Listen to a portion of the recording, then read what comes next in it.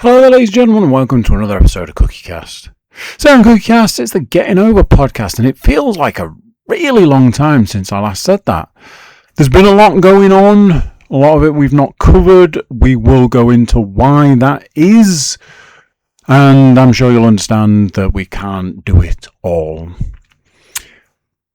We have got the most summer of summer premium live events, pay-per-view if you're from the old days, coming your way. That's right, SummerSlam 2026 is just around the corner, and we are here to give you everything from not one, but 2 nights of SummerSlam. That's right. Before we get started, please do consider like, share, subscribe, and comment. Leave a review where you can leave a review. Share that podcast around, people. Come on. You know you love it. You know other people will love it. Share it with them. Right, let's get started. Here we go. This is CookieCast. Getting over.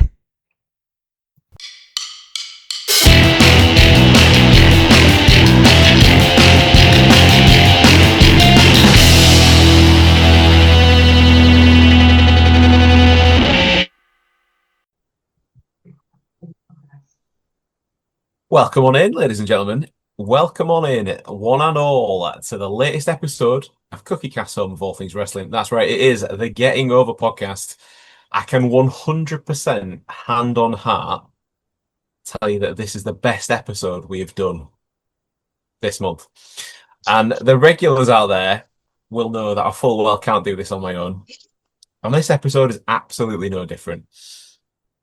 I'm being joined by not one, not 2, but 3 of our regulars to take you through the ins and outs of all things WWE since the last outing. So, Mr. Max Hepworth returns again. Welcome on in, sir. Thank you very much. Mr. Andrew Cook. As always, the creator is here. Thank you very much for joining us, sir. No problems.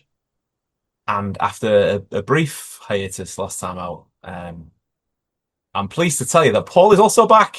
Welcome in, Paul. Paul was expecting to give him some stick then, I think, but it didn't happen. Good. Well, I mean, it's, you know, when you've been beaten and beaten, just, you know, like the proverbial government mule that Jim Ross used to go on about all those years ago. You just come to expect it, but no, that was lovely, touching, Stuart. Well, it's been a little while since we've been here. As we don't generally cover the Saudi events, we're going to have to take a little bit of a step back in time to discover who held the predictions title. Who's going to carry it into the biggest party of the summer? So, heading into Clash in Italy, cast your minds back. You'll have to have listened along, Paul, clearly. But the unthinkable happened last time out. Andy won a tiebreak to retain the title. It actually happened. I don't believe that for a second. I don't believe that at all. Well, go back, it's on the tape. Go somebody VAR, go check it. But anyway, Andy has still got the predictions championship in his grasp, but will that grasp slip in just a few moments' time? Let's find out.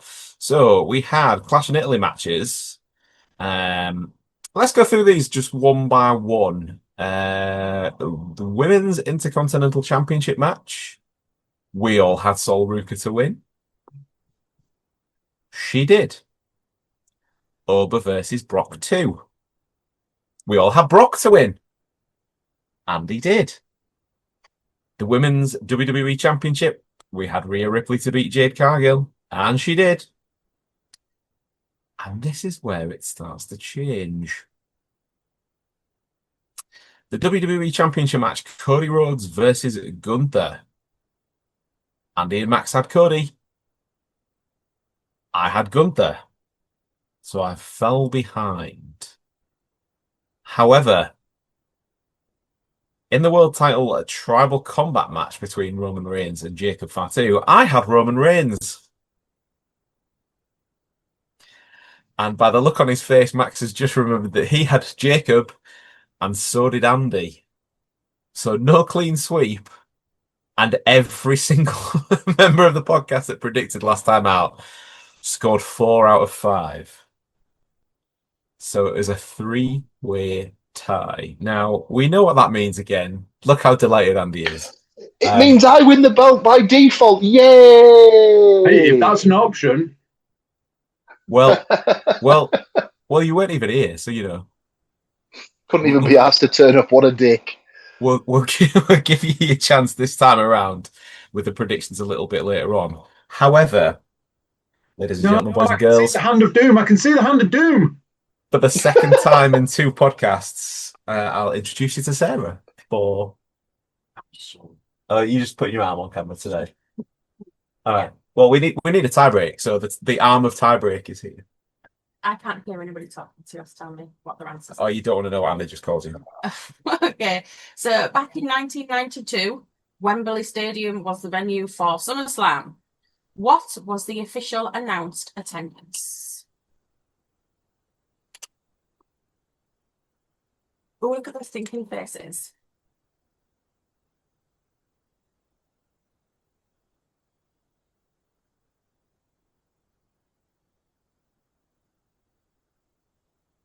Okay, I have a guess. But Andy, as reigning champion, you can pick the order if you want.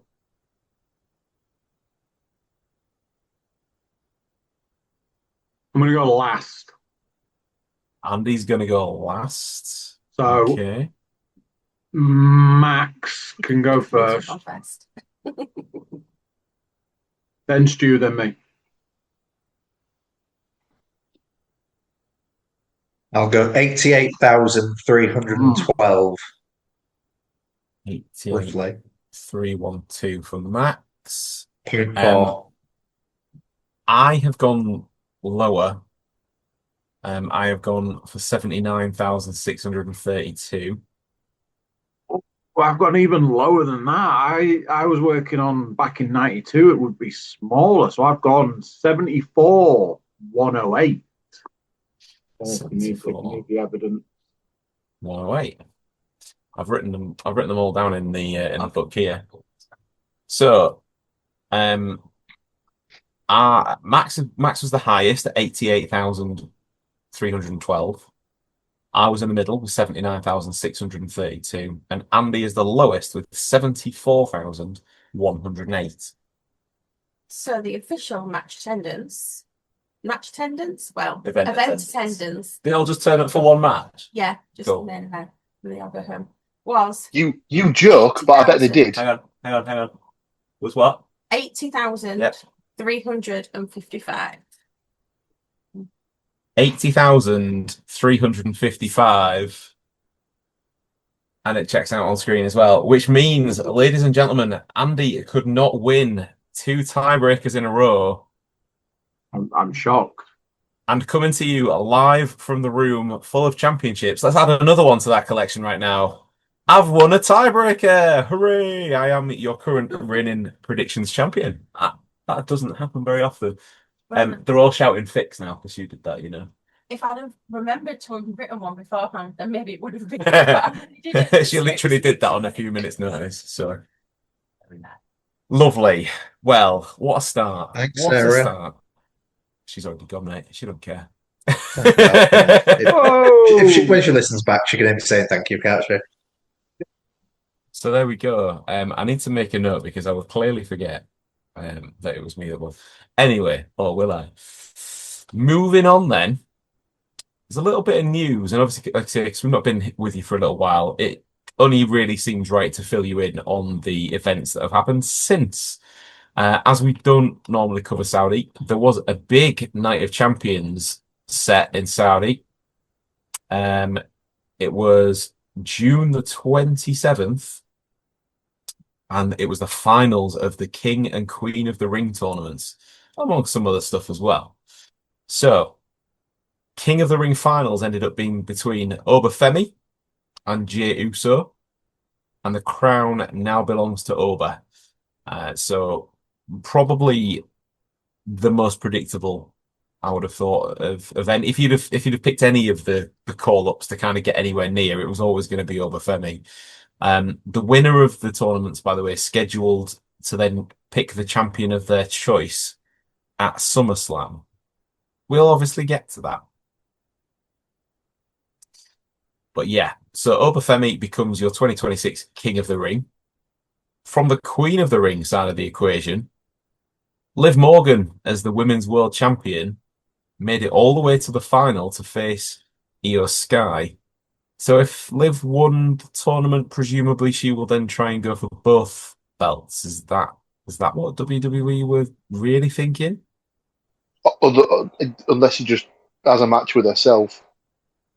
It's a very different main event. The on her way to the ring, Liv Morgan was, however, cursed by Danhausen. And we all know how that ends. She did give him a good old whack around the chops, though, before heading down to the ring. But ultimately, the curse proved to hold as Io Sky defeated Liv Morgan to become Queen of the Ring 2026.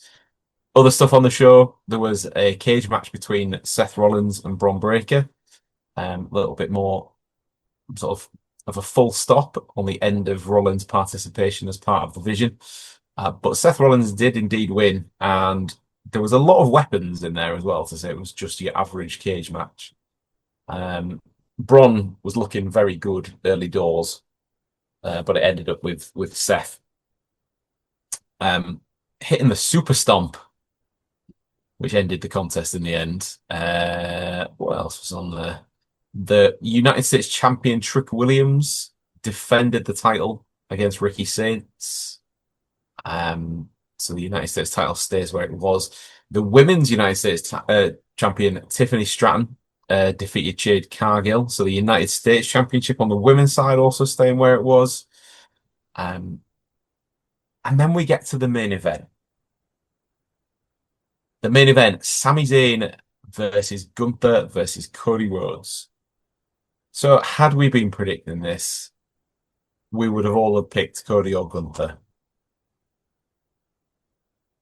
Absolutely wasn't to be. Sami Zayn winning his first WWE title in front of the Saudi crowd who went absolutely bananas. It was a lovely moment, to be fair.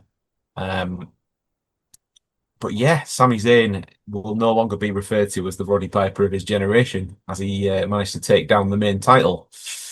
Would that last? Are we going to be predicting a Sami Zayn championship match at SummerSlam? No, is the answer to that question. So he was scheduled to face Cody in a rematch on Raw. For some reason, it was on Raw, being the SmackDown title at the moment. And on his way around the backstage area, Cody managed to get into a bit of an altercation with Gunther and have his head slammed between a closing car door. So that was fun. Put him out for the night. Sami Zayn quite happy. He doesn't have to defend the title. Oh, but he does. Just 9 days after taking the title in Saudi, in steps a returning CM Punk straight into the main event picture. Title match handed to him. Oh, by the way, I think Raw just happened to be in Chicago that night as well, funnily enough. I feel like Paul's gearing up to say something then. So yeah, in front of his hometown crowd, CM Punk taking the WWE Championship away from Sami Zayn after just 9 days. And all of his fellow wrestling colleagues were all thrilled that he did it. And I believe they all went on social media to congratulate and celebrate with him. Oh no. Oh no, wait. Sorry, he's one of the most disliked people in the company right now. So. Hey, the hairstylist has got to be enjoying his work because that is a thick head of hair right now. Thick head of hair, thick chest. Old Phil had been on the weights in his months off.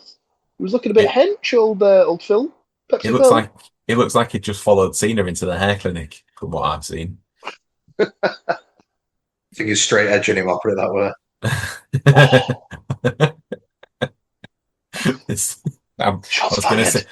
I was gonna say something, but I stopped myself purely for the sake of the podcast's continuation. Allegedly.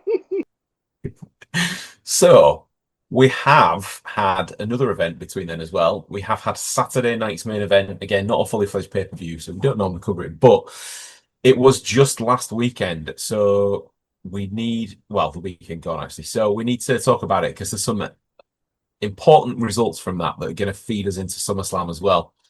It was held at Madison Square Garden. Danhausen in action again with his face all over the poster. And it just so happened to be Fanatics Fest at the same time as well. So big collectible show launching all kinds of new figures, cards, the Funkos, you name it. They talked about it, and there was appearances galore. That led nicely though into a pretty star-studded Saturday night's main event, and yeah, some kind of important stuff happened, like I said. So the women's tag team championships changed hands in the first match of the night. Paige and Brie Bella, who've held the women's tag team titles since WrestleMania, pitted against relative newcomers, Fatal Influence. It was Laney Reed and Fallon Henley, the group that got called up from NXT for WrestleMania this year. Well, Fatal Influence did take those titles. So first taste of gold on the main roster for the recent newcomers. We also had Danhausen versus JD Madonna in a no disqualification match. Now, if you're still enjoying the comedy aspect of Danhausen, you would have absolutely loved this match. If you're not, probably not. Obviously, they've been heavily leaning in to Danhausen's association with the New York Knicks after they won the NBA Finals this year. After he allegedly lifted their curse, he came out in New York Knicks inspired gear, started to get a bit of a whooping when Judgment Day were around and about. Dominic Mysterio stole his Knicks jersey and was wiping his shoes with it. I think JD Madonna at one point pretended to wipe his ass with it. That kind of stuff. Anyway, Danhausen got his jersey back, and he also somehow had the black cat teddy from his laboratory, which has been featured on Raw and SmackDown over the last few weeks, and his cloning machine from his lab as well. And as he retreated to the top of the aisle, he threw in the cat. He threw in the Knicks jersey. The machine did its thing. And out came New York Knicks star Karl Anthony Towns, i.e. Cat, to give Danhausen a helping hand by choke slamming JD Madonna and putting Dominic Mysterio through a table. Danhausen hit the Triple D, won the match. The Mini-Hausens were there to celebrate as well, having been involved in the match throughout. So yeah, full on, like, it was almost like a Danhausen greatest hits match, that for me, in the sense of his whole shtick through WWE was just repeated again in that one match. I felt like Max was going to have a shout about that. He was looking angry. Yeah, okay.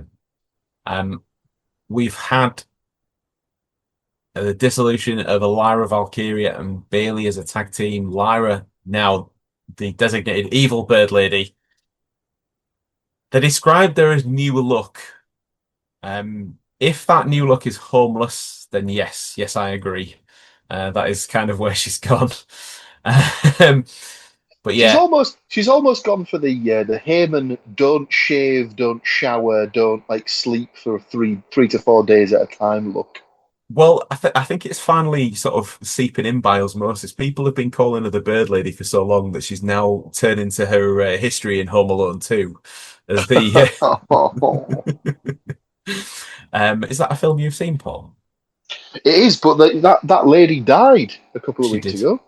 She did, and Lyra's still not looking too dissimilar to her. So yeah, those two had a fight.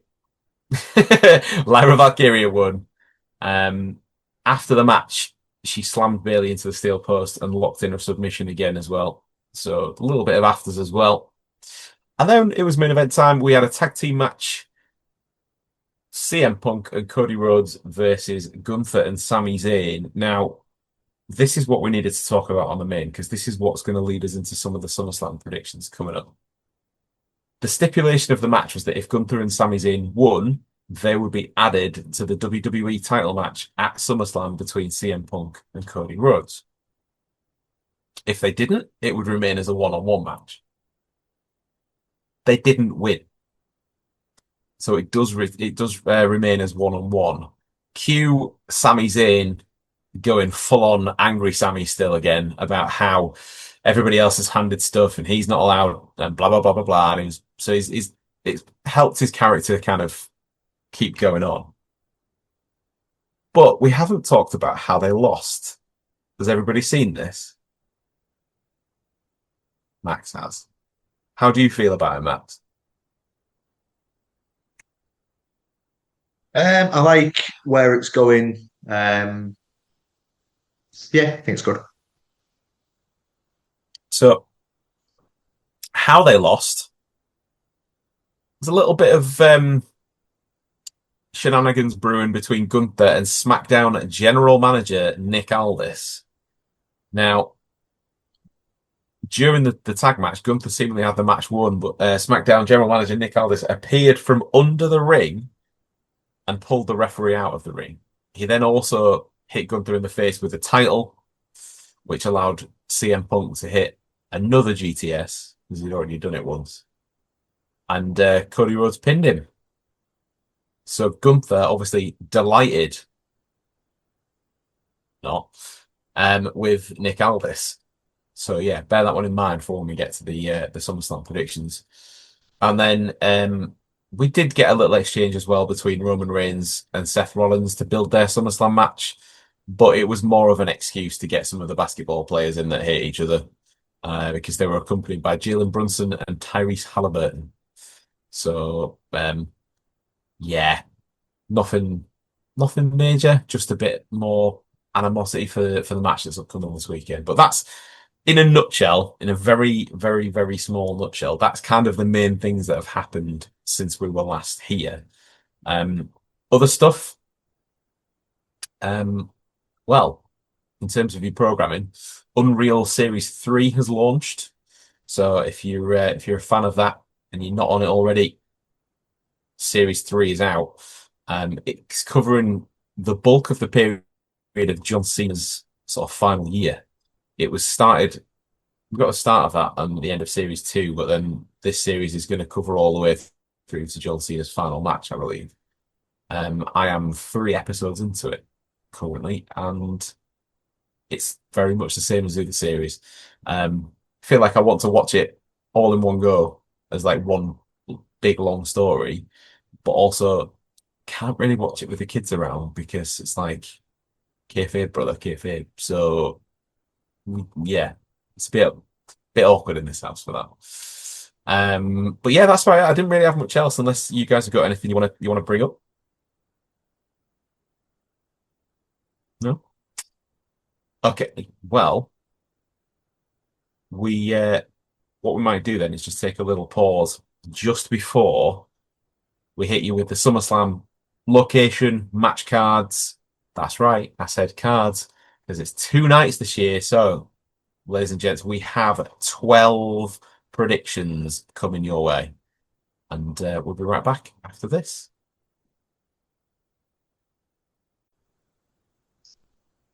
And we're back. There we go. So, it is time. WWE SummerSlam 2026 comes to us live this weekend. That's right, 2 days.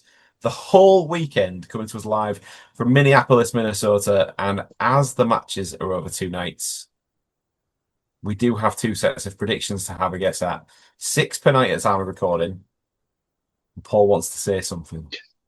I was just going to mention, did everyone see the initial, when they sort of started doing all the graphics for the first set of matches that were announced for SummerSlam Minnesota? Yes, I've seen that. Somebody in the graphics department just thinking they can have the weekend off with their AI and getting caught out massively.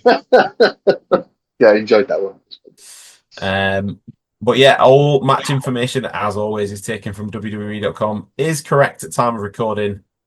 But as we know, the card is subject to change. So with 12 predictions to go at, 2 sets of 6, as Ant and Decky used to say, let's get cracking with the knacking. There we go. So, Saturday, we are going to kick off the predictions with a 6-woman tag team action. The Bella Twins and Paige versus the entirety of Fatal Influence. So, Lainey Reed, Fallon Henley, and JC Jane. So, Nikki and Brie came back to WWE to win the tag team championships. But then when Nikki picked up an injury just before their big match at WrestleMania, Paige stepped in and won the gold with Brie when they defeated Nia Jax and Lash Legend at the time. Shortly after, as we mentioned earlier, Fatal Influence were called up to SmackDown and were looking to take over. And in that match at Saturday night's main event, did just that, taking their chance. JC Jane causing the distraction, which allowed Henley and Reed to steal the win. The following week on SmackDown, Fatal Influence were looking to cause further damage to Paige and Brie, but Nikki Bella returned to save the day and set up this match at SummerSlam. So a nice, easy opener. Insert your own joke there. But the Bella Twins and Paige versus Fatal Influence is your first prediction of the podcast. Paul, you can go first. There's a couple of things in my head for this one. So the logical thing would probably be to pick the Bellas and Paige, because why would you have all this sort of stuff about the Bellas coming back, then Nikki can't wrestle, so then you have basically you bring in someone else to do the tag team with Nikki, to do the tag team with Brie until Nikki's ready to go, and then have a loser first match back. So I think that's probably the most likely thing. Although I then did see someone else discussing the possibility of, well, after that they don't have many other teams to like sort of be like wrestling against. So what if they were to turn on Paige if they lose the match? They go their separate ways, and then Paige needs a tag team partner. Hello, is that Mrs. CM Punk? Are you doing anything this weekend? Do you fancy coming in for a little run as Paige's tag team partner? Yes, please. That'd be very nice. But I'm going to stick with the first, and I think it's more likely that they don't lose on Nikki Bella's first match back. Okay, so the Bellas and Paige for the win. For Paul, Max? I am going with Fatal Influence, if that's what they call it. Mm-hmm. Only because they've just won the tag titles, and I know JC Jane's going to get a bit of a push because isn't she going for the US title or something? Yeah. And I think it doesn't make much sense to have them win the titles to then lose straight away. I just think you need to make your champions look strong from the off. And also, so you don't really want JC Jane going into a feud for the title on the back of a loss.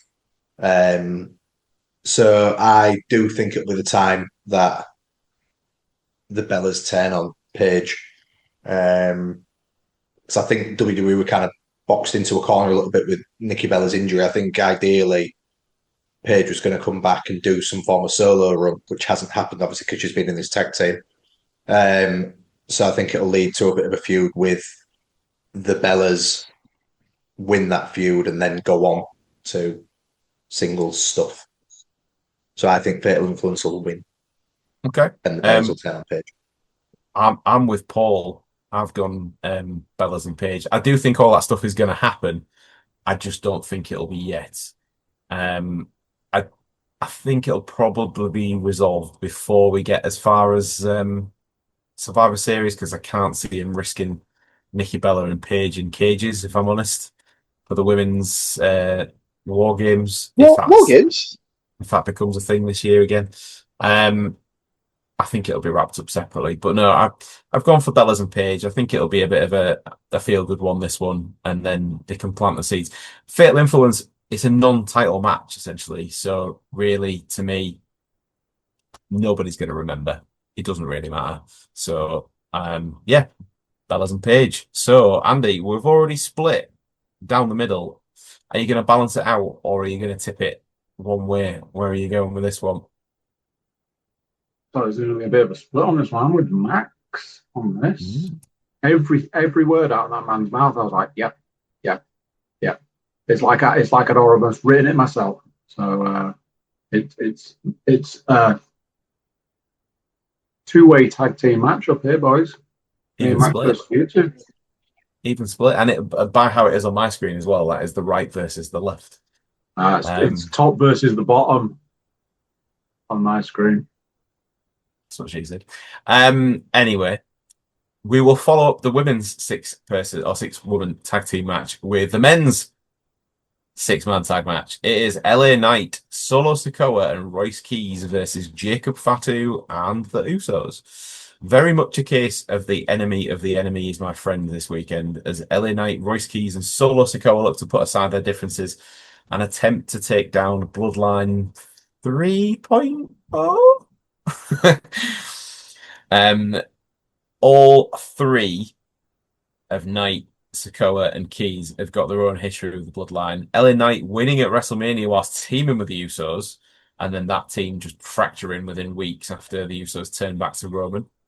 Solo is obviously the younger brother of Jimmy and Jay, and being cast out, no longer included, but then also turned down the opportunity to rejoin them at a later date as well, so he's wanting to stay out for now. And Royce Keys, apparently he's grown up with Solo and the Usos in the Bay Area, but was shunned by Jimmy and Jay when it came to Bloodline business because they're saying he's not family. I didn't know that they all grew up together. It feels like that could just be something we've been told. It's like we've been here before. Yeah. Is that the massive shoehorn, Andy? That was my giant crowbar for this one. It's a straight up 6-man grudge match in essence, but who leaves Minnesota victorious? Max, do you want to go first on this one? Yeah, the Bloodline. I have a feeling this isn't going to take us particularly long, this one. I have also gone for the Bloodline mainly because LA Knight, Solo Sikoa, and Royce Keys feel like the most thrown together bunch of people that there has ever been.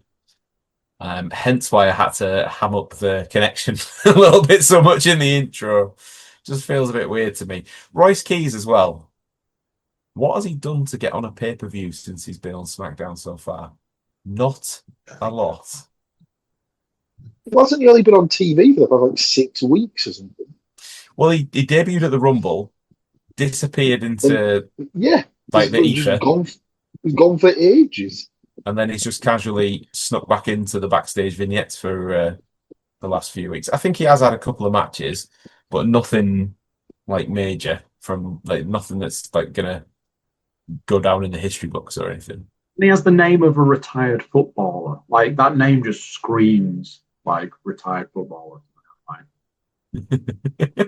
Well, technically he's a retired AEW wrestler if you want to if you want to throw that out. So yes, sorry, tangent. Andy, what's your prediction?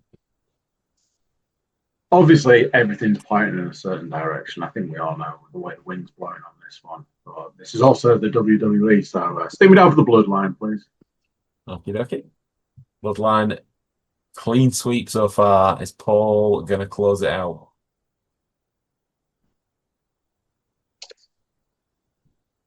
I've not really been watching week to week, but Solo's a good guy now. Do you know what, mate? He's actually one of the better parts of SmackDown at the moment. He's quite funny. Yeah, someone said that he's actually quite entertaining. He's definitely got his dad's charisma. Are you saying that his older brother's don't? I didn't say that. I mean, that's you putting words in my mouth there. I feel like he needs a win because he's gone from being the number one contender for the top titles to being a bit of a joke and a bit of an afterthought. So, depending on where they want to go with him in the future, he can't just keep losing matches. So, I feel like this is a good way of giving him a kind of a big-ish win. So, stick me down for him to get the pin on, let's face it, probably Jimmy, because it's always Jimmy who takes the pin in it. Let's be honest. I I think it's too obvious, though, isn't it, for him to be the one that turns on the other two and rejoins the bloodline. That seems to be what they want to tee up in people's minds, but they absolutely won't do that. So you may be onto something, maybe you will, but I don't see them giving Jacob Fatu a loss. To be honest, I think it'll be we'll get some. Yeah, but that's why you pin Jimmy, because Yeah. no one cares. You just go from there. Royce Keys will become the honorary Oos. Or honorary Royce, sorry. Yeah. Well, do you know what? Seeing as that's kind of the lesser time, he did grow up with them in the Bay Area. I don't know if you know, but they have mentioned that. Been mentioned once or twice. Yeah, just a few times. Right. Okay, we move along. Paul comfortably sitting on Points Island potentially on that last one. Gunther versus Nick Aldis. This is one I am very much looking forward to. As a big fan of Nick Aldis's work, right back to his days as Oblivion in the crap Sky remake of Gladiators, this match definitely intrigues me the most. It's 3 years since Nick Aldis's last official bout, but he's set to put the boots back on when he takes on one of the current best in the world, Gunther. Gunther's still really probably riding high after ending the careers of Goldberg, John Cena, and AJ Styles all within the last year. But will he be overly confident heading into his match this weekend? Aldis is a former NWA World Champion in his own right and may prove to be no pushover. As part of the deal, Aldis has had to temporarily relinquish his SmackDown GM role, meaning that Adam Pearce currently has control of both shows. Will Aldis take the win, get a taste for competition again, and come back full time? Or are we going to get the end of another career potentially? Is Gunther going to add another name to the list? What do we think? Andy, do you want to go first this time? But Gunther for this. Feel he needs the win. It's one of those. He's not been coming out of things too great recently. He needs to reassert his dominance as being an absolute monster. So all I could see here was a win for Gunther is the thing that makes the most sense. Then I reminded myself WWE were talking about, and I was like, no, but it still makes the most sense. So yeah, Gunther for me. You know, I am in agreement with you, mate. I've gone for Gunther purely because I feel like this is going to be a bit of a one-shot for Aldis. As much as I like him, I don't see him being a regular competitor at this point. He might have maybe like 2 or 3 across the year, but at the moment, I can't see it really leading to anything else. I just have a feeling it's going to be a really solid technical match, and it'll just end the same way that all the Gunther matches end, with him having a big cuddle from behind. So that's why I've gone Gunther to win. Max? I'd be down for Gunther. I agree with everything Mr. Cook said. And for me, a win for Nick Aldis isn't necessarily getting a win in the match. It's just putting in a good performance and reminding everybody of how good he is, and also showing the casual fan who only ever watches WWE that he is a really good wrestler. I think it probably will lead to more with him, but I can see it being a good back and forth match. Nick Aldis getting the better of Gunther, turns his back, and then, as you say, cuddle from behind, and Nick Aldis passes out. I don't see him tapping, but yeah, I think Gunther's going to win, and everybody's going to realise that Nick Aldis is a good wrestler. Or the casual fans will realise that he's a good wrestler. If it goes down that way, though, how much of a clamour is there going to be for Pearce to get the boots back on one more time as well? Can see it coming. I wouldn't be mad at it. I think could we end up in the inevitable SmackDown versus Raw scenario at some point where they both fight each other? That would be quite cool. Anyway, does Pearce cause a distraction? Potentially, maybe, because then if Gunther wins, he doesn't have to do 2 jobs anymore. I think they need to keep away from stuff like that, because we've seen enough of the heel authority figure in the last sort of 10 years, I would say, for that to not need to be a thing anymore. That's my personal opinion. I do think Adam Pearce is probably the best general manager across the board that there's ever been, because he just gets on with it, like the character low key. Doesn't really. I mean, I don't think he's ever been general manager low key, to be honest with you. So yeah, I'd just avoid him at all costs, to be honest with you. Thanks for that, Paul. Paul obviously needs the wrestler, not the mythical brother of Thor. No, both. I don't think I've ever been general manager. Mate, fucking laptop has been general manager. Anything could have happened in between. So. Yeah, it's a good point. As for the match, I think it's probably the easiest one to call on the weekend. There's absolutely no way that Gunther loses this match. It's a Bailey situation, ladies and gentlemen. That's correct. Did this match just get the kiss of death? It certainly did, and with the sneak roll up, all this takes the match. It's just it's one of those things. Like he's clear, like Gunther's clearly like the sort of like I was going to say the golden goose, but they have done enough with him in the past where they can shat the bed with him. But if you're in the midst of like the rebuild to build him back up to proper main event level status, you don't have him lose to a guy who's having his first match in 3 years. Well, his first match that we know about. He's probably he might have had matches elsewhere or something like that. In theory, it's his first WWE match, full stop, though. Exactly. But when has that ever stopped him from hanging a loss on people before? Sting. AJ. Particularly the faces of other companies as well. Exactly.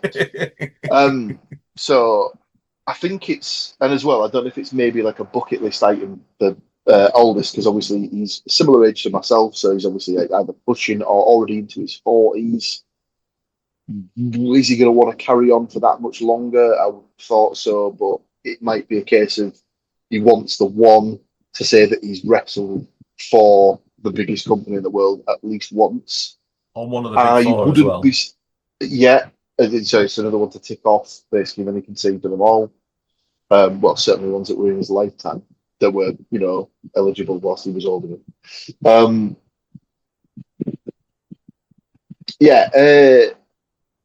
I wouldn't be surprised if we do see him versus Pierce match somewhere down the line, or even them as a tag team, going up against maybe Gunther and somebody else. But I think but potentially. I mean, that's probably not a bad idea, because obviously like Gunther and Zayn have got the ready-made sort of, you're trying to keep us down, you're trying to screw us at every available opportunity, blah blah blah blah blah. But yeah, I think it's a Gunther win. But I'm excited to see all this perform, because I do think it's seen his TNA stuff in the past and little bits of his NWA run. I think he's a very, very good technical in-ring. So. Obviously, as well, seen him in real life in Grimsby back in the day. We have a picture taken in ring with him as the Global Force champion, no less. So. Yeah, the short-lived Jeff Jarrett promotion that was Global Force Wrestling. Indeed. That was fun that night, actually, when we went there. And do you remember at the merch table? And he was like, "Oh yeah, you want a picture? Yeah, I want a picture. Are you going to hold the belt for the picture?" And he turned and he went, "You bastard! Everybody's going to ask me to hold this thing now." Quality. I remember that, and the other thing I remember from that night is when Rampage Brown had his match and got caught by the referee trying to be underhanded, and just turned and said, "No, this lad asked me to do something, and it was me, and I was the lad that he'd asked to do something." And I just panicked and turned to the referee and was like, "Yeah, that's right, yeah."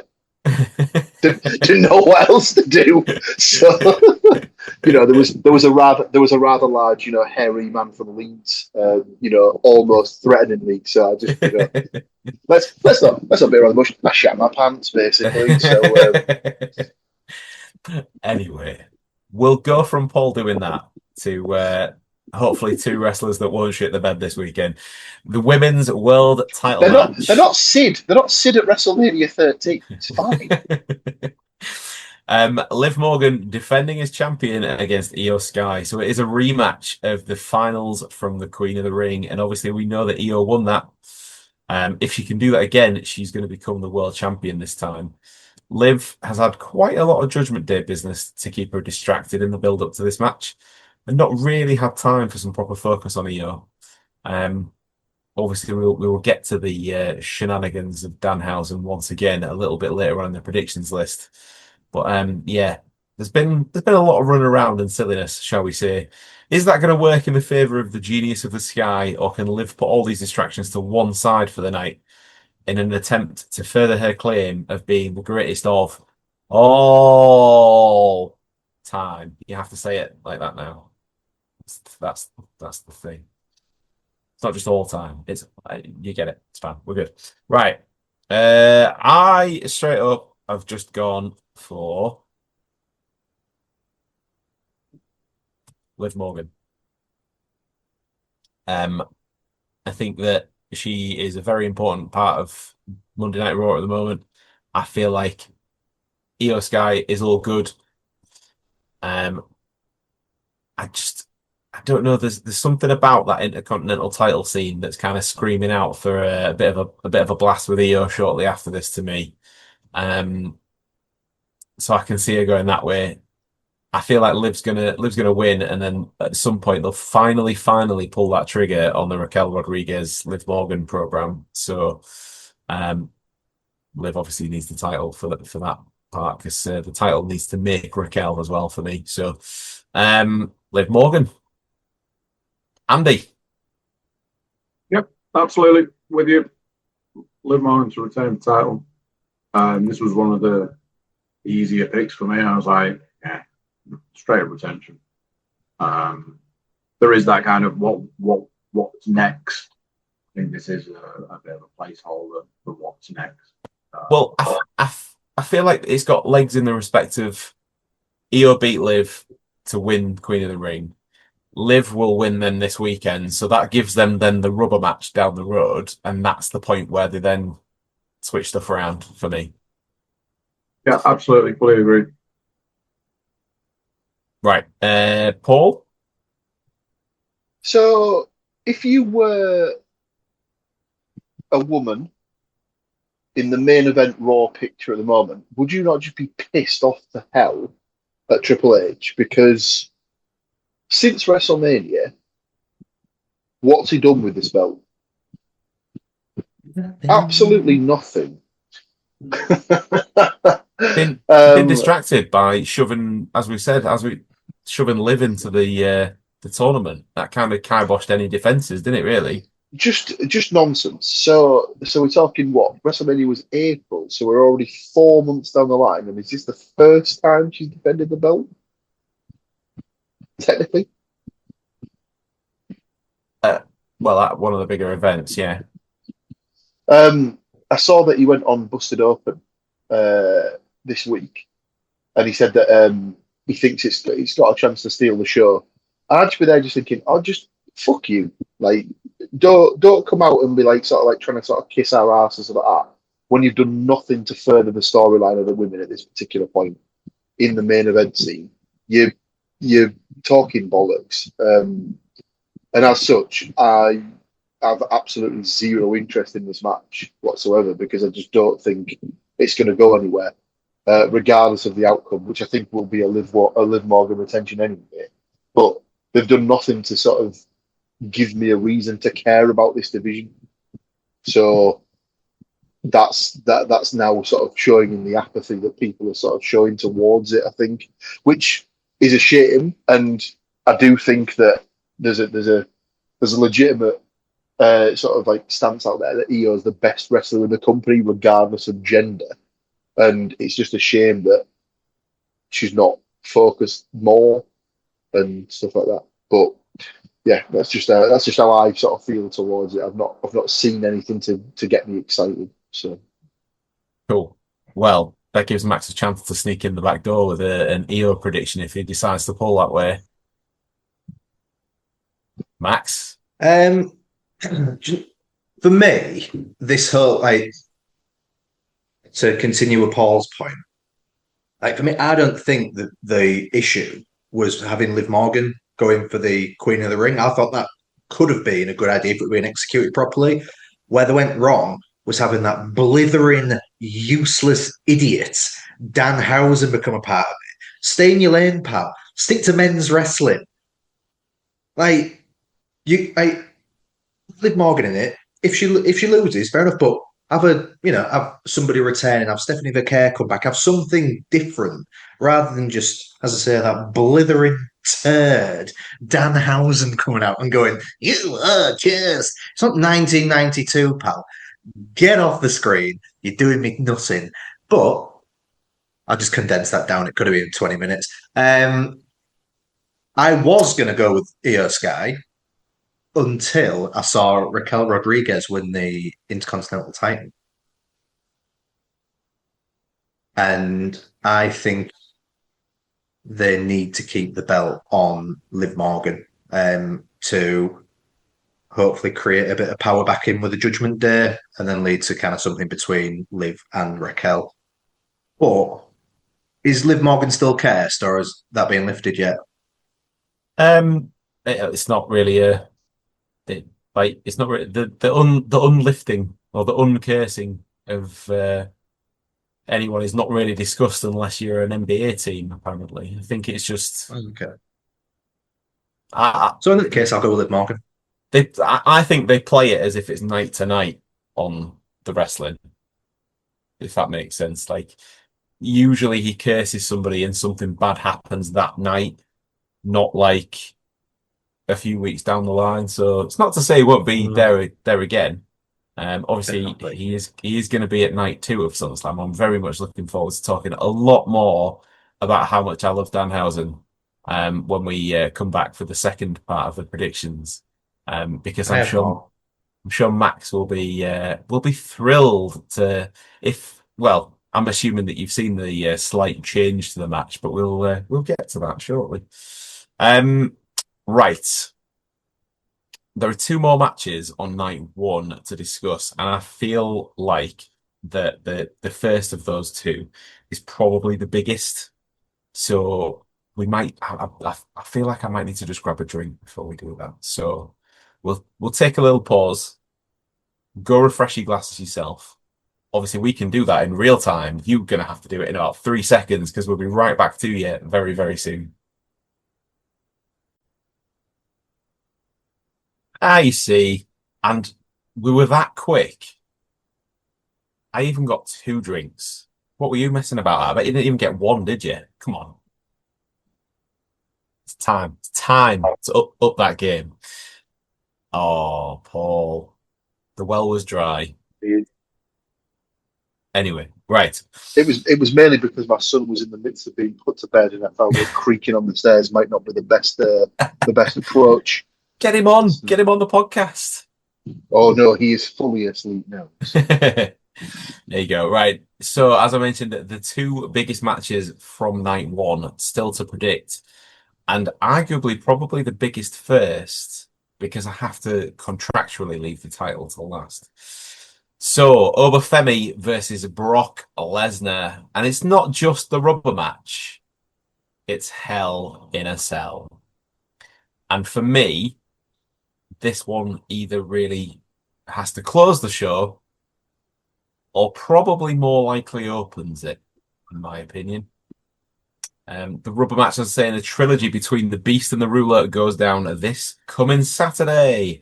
2 days after Oba became King of the Ring, he laid down a challenge to Brock for this final match, which Lesnar agreed to on one condition. That condition? Hell in a Cell. Oba immediately accepted, seemingly completely forgetting that he just won King of the Ring and had a guaranteed title match at SummerSlam, which is now never been mentioned again. I believe that's what's known in WWE as, we'll just sweep our own stipulations under the carpet, shall we? Anyway, with Oba winning at Mania and Lesnar winning in Italy, the final match goes down in front of Lesnar's friends and family in Minneapolis, a place where he used to play very briefly. Very briefly. For the team that call the stadium where SummerSlam is taking place home. Anyway, will the Beast defeat the Bringer of War, or will Arula claim the victory? Andy, I feel like a Brock Lesnar match. I feel like you deserve to not have your prediction trampled on. So I feel like Andy gets to go first for a Brock Lesnar match. Wow. I feel truly honoured. I think I was going to struggle predicting this one because of what my prediction is and the way things have gone recently. But I think this is probably the end of the road for Brock Lesnar. I think there was a lot of stuff that was said around SummerSlam would be his actual retirement. There's a lot of like, he'll really leave the boots in the ring, and it's like, yeah, but surely we already did that one. But I do think this is the end. I think this is probably the end of the road. I think SummerSlam's a reasonable place to go out. But obviously he's not going out on a win. So I think that this is the end of the road for old Broccoli Rob, and I do think that it will be at the hands of a defeat. So Okay. Over to win. Oba Femi is in the book. Max, do you want to go next?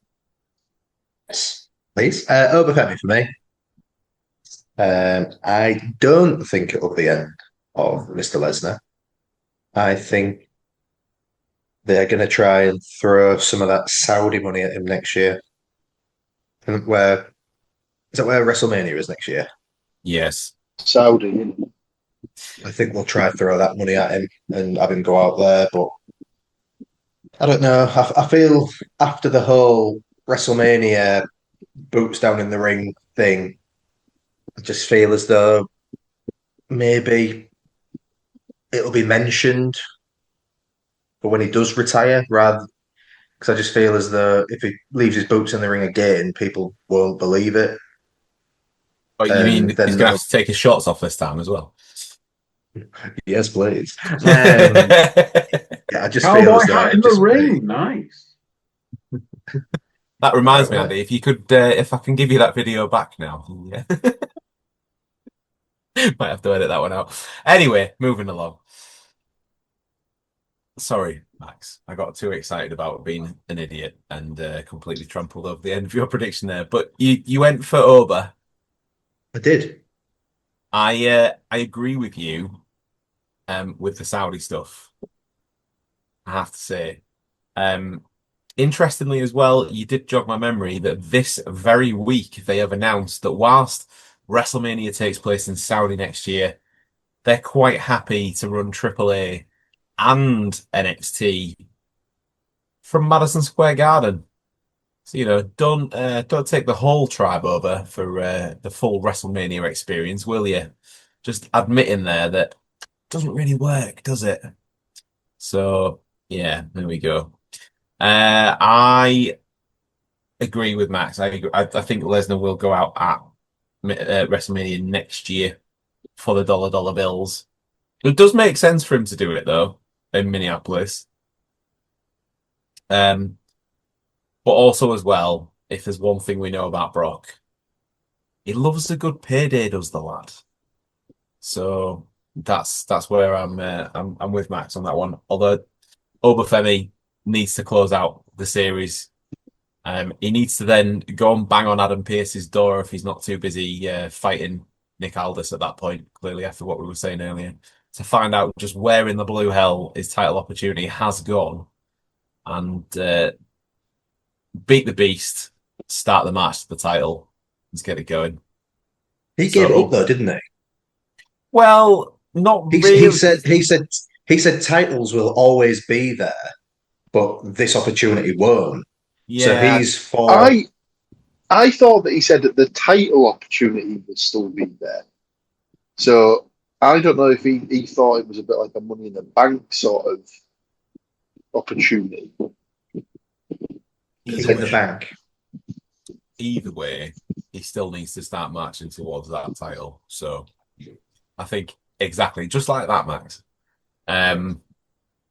Also, as well, a little bit of a side note, combining the recent shenanigans of Norway in the World Cup with Obafemi's entrance video seems to have been a joke that my kids think that they've come up with on their own, but I'm definitely sure I've seen that video online of them doing the rowing and everyone in the crowd going "Hoo!" when Oba walks to the ring. Anyway, Paul finishes off. Didn't realise it was like sort of a podcast. Yes, it's a clean sweep. In the same way that I don't see what possible good could come from Aldous beating Gunther. I don't really see what good a Lesnar win does anybody here, because it just puts Oba back a couple of months, and Lesnar's at the point where he doesn't need to beat anybody else ever, really. I also think we've got to the point where he doesn't strike me as the kind of guy who needs to announce that he's retiring, because he doesn't really give a shit what anyone thinks of him. So why would he want people to sort of send him off into retirement? He doesn't, but perhaps the company do, so they can throw out the old I was there when Brock retired t-shirts and shit like that. I suppose, but I also just don't think he's the sort of guy who's bothered, in as much as if he was to retire and they say, "Do you want to go in the Hall of Fame?" I imagine he'd probably be like, "No, I'm all right, thanks." So I just don't see that happening either. But yeah, They'll do something ridiculous though, won't they? Now they're under the umbrella with UFC. Have it been like a yeah, multi Hall of Fame induction when it's his turn? yeah. They'll put him in both at the same time, won't they, or something like that? They'll try and get some way around it by doing it that way.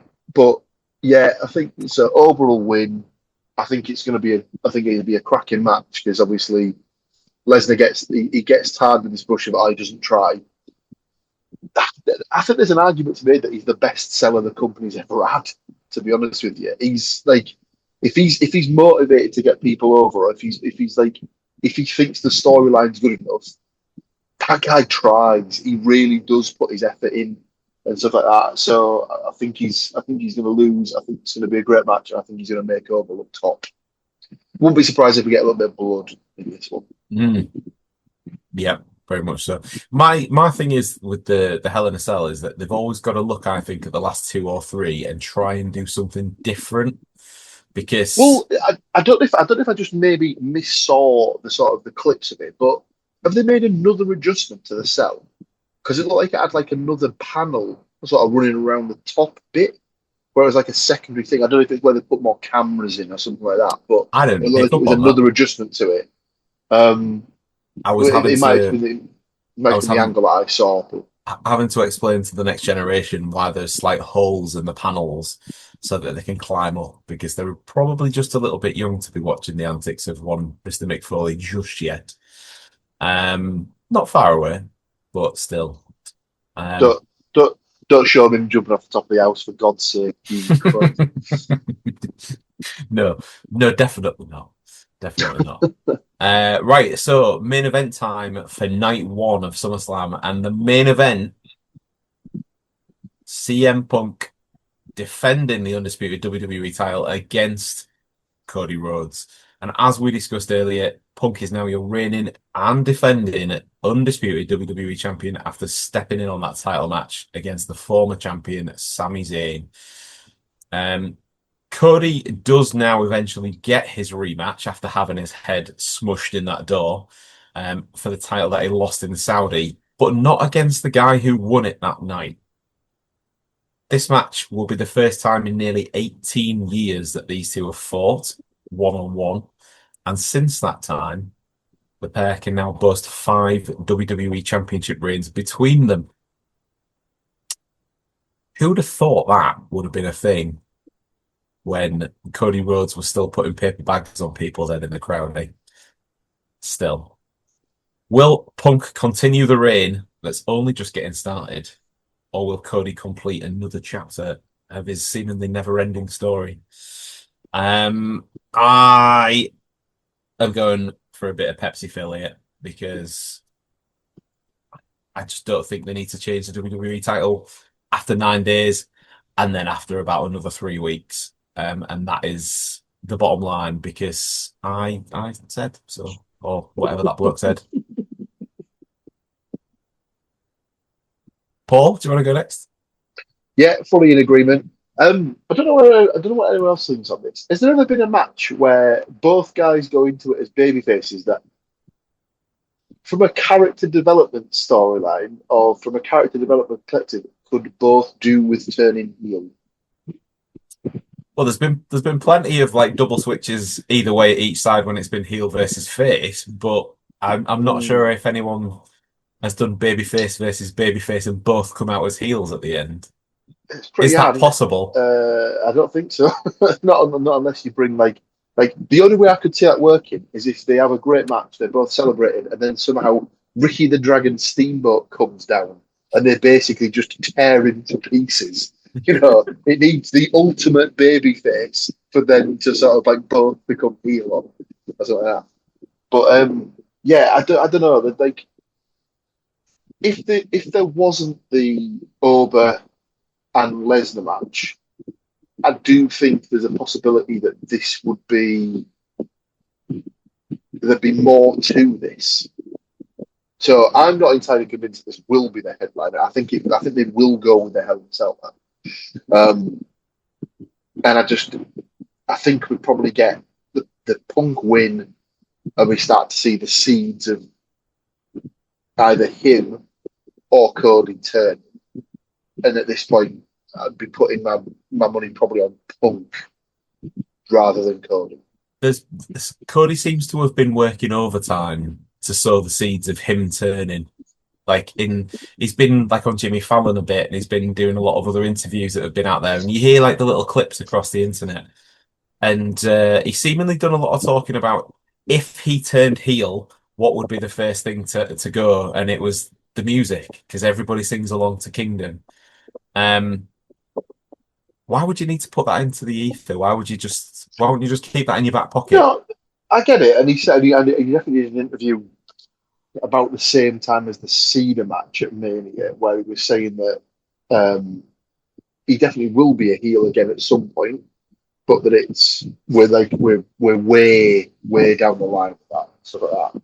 Just for Men will be rubbing their hands together when he turns heel. And I'll say the same thing I said a number of years ago on this podcast. I maintain that when he does turn, he will become the biggest heel the company's ever seen. Okay. Just because I think he's got that Rhodes like sort of Rhodes dust about him, where like he can just kind of make anything work, and all he needs to do, let's be honest, to get a couple of extra boos, all he needs to do is bring his wife out because everyone hates her. So, I don't. I think she's gorgeous. So she's lovely. So I don't understand why people do dislike her so much, to be honest with you. But I think they saw her very short-lived wrestling in-ring career and decided, "You're not for me." It wasn't the best. But yeah, as far as the match goes, Punk to win. Cool. And potentially some sort of shenanigans.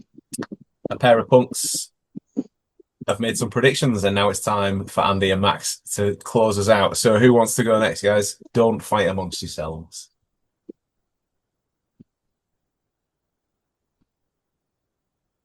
Go screw it. CM Punk's going to win. He's become everything that he hates, but yeah, CM Punk's going to win. I'd love him to go down that route. Well, they should do, because he's such a hypocrite. You know, it just goes to show, doesn't it? Like, he don't mind, the people that come back after months, after being on the shelf for months, if he's the one doing it. But if it's happening to him, he obviously doesn't like it. So, yeah, he's a 24 carat knob, isn't he? But yeah, CM Punk to win for me. Do you know what as well though, with the whole setup as it is at the moment, if he doesn't turn heel necessarily like outright, as we were just discussing, him versus Sami Zayn surely would be a set of banger matches, and Sami Zayn's got that perfect angle to be sort of Punk as was like 2013 era, sort of turned up a notch if he really wanted to be.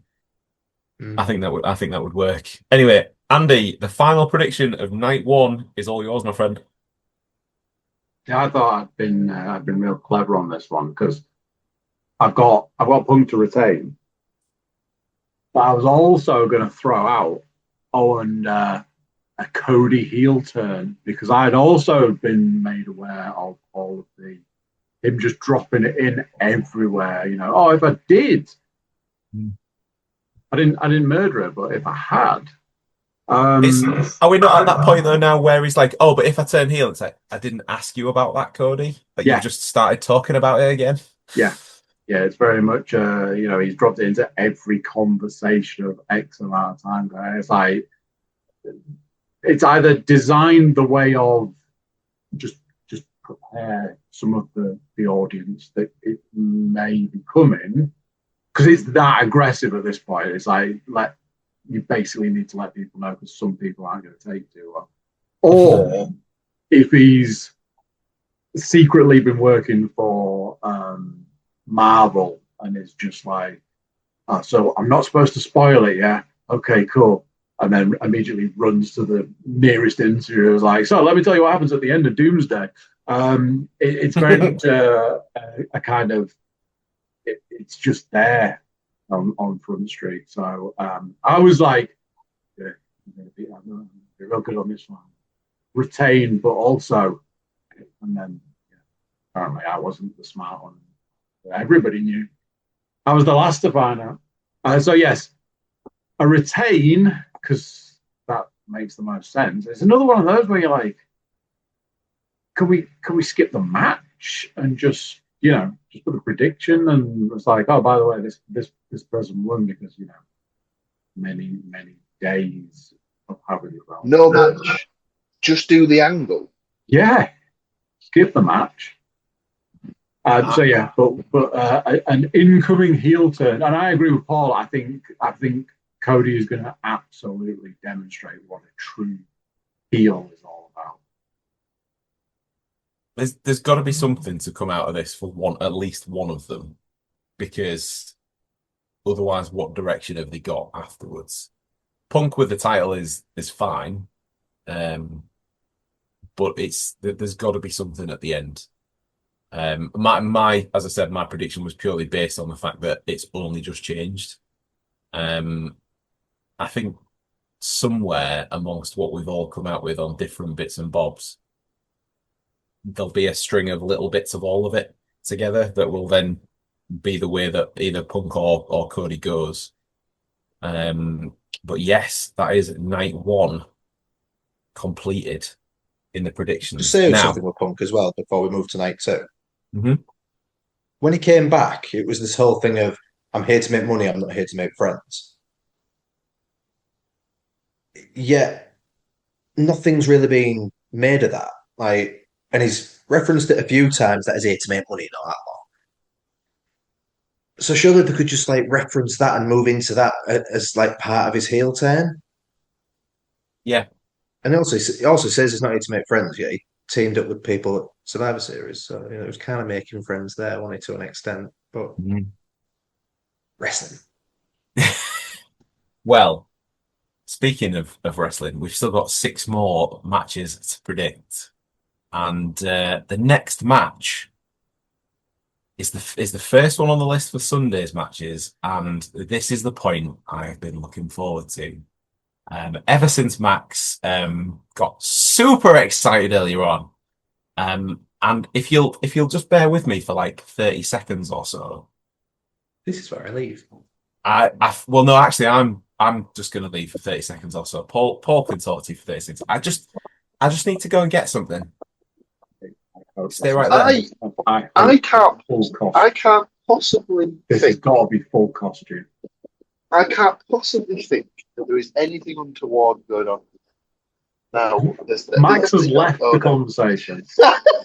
He's having no more of this conversation. Has the light also dimmed in our room? Are we going full light? Yes. Oh my! There we go. I feel like this is kind of appropriate now, just to help Max along. Do the voice or don't do the voice. I can't do the voice. Don't go costume and then not even do the voice. How many human monies did that cost? It was especially imported from America via the human monies. So and I can tell you that did it cost? All of them. And I can tell you that Mr. Moore has got one of these as well. So, my word, Max, this is purely for you. But I also this other thing that was with it was pretty cool. Look, that is an actual signed one. So there you go. Oh, that is very, very cool. That is very cool. My main question is it just a fabric mask, or is there sort of like plastic elements to the face? This is a Danhausen lucha mask. It's got laces at the back. Oh, does it have a zip across the mouth as well? Yes. No, it doesn't. It doesn't.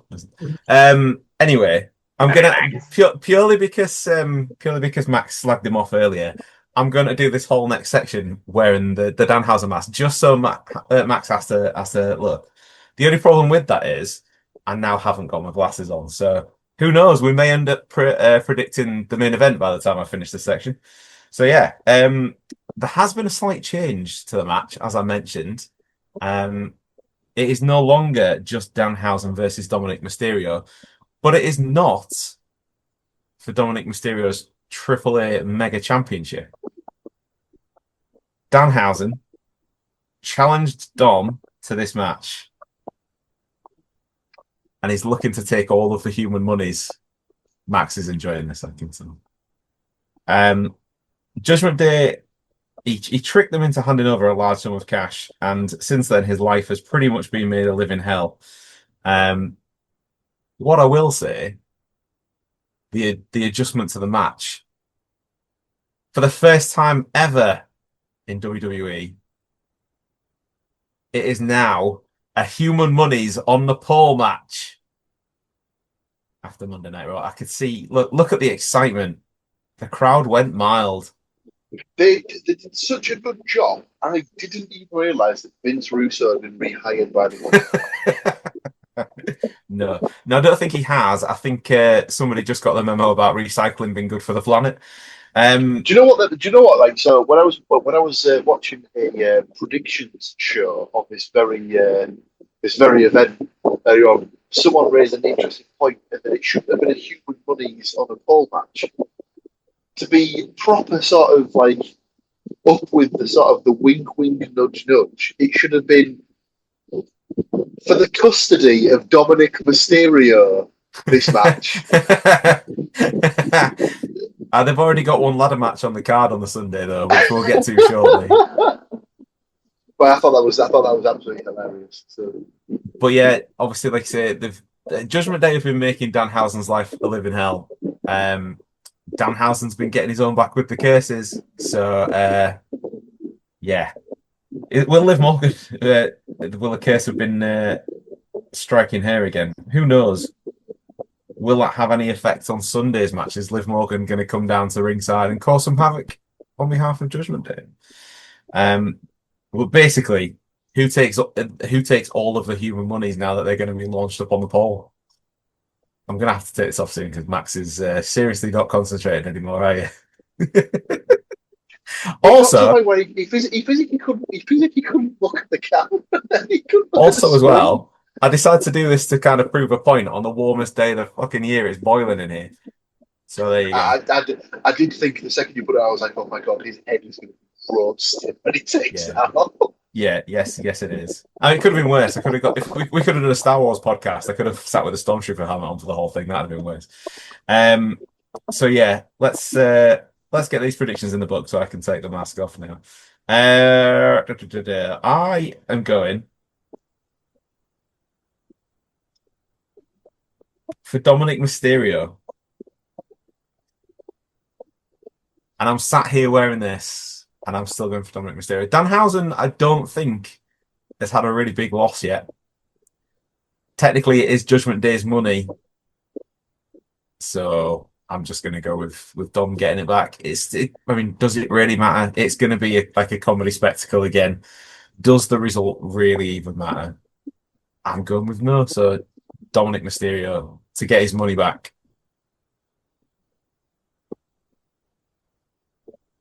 Max, get your prediction out. Who, me? Yes, you. Okay. You, just there. As much as I'd love to answer this question quickly, I'm kind of tempted to drag it out just to continue the discomfort for you, Stu. Who am I? Is it Danhausen? No, Danhausen's going to win for me. Wow, okay. So the guy who is the actual answer secret option C of Minihausen? No, because I can't see to type that. No. Right, Are you okay writing that down, Stu Hausen, or do you... that definitely says Max. So there you go. Right, Andy or Paul, who is going next? I'll agree with Matt. I think it'll be a Danhausen win, just because they like to have these things, don't they, where they can sort of just go, yeah, but technically he's not lost a match yet, so he's technically undefeated. So if you can keep this undefeated streak going for as long as possible, say till maybe WrestleMania, then they can put him up against, Sami Zayn when he's in his 5th or 6th in the championship reign or something like that. And then, yeah, so I think we'll probably stick with Danhausen. And then I'm kind of with Max. I don't really understand what brings.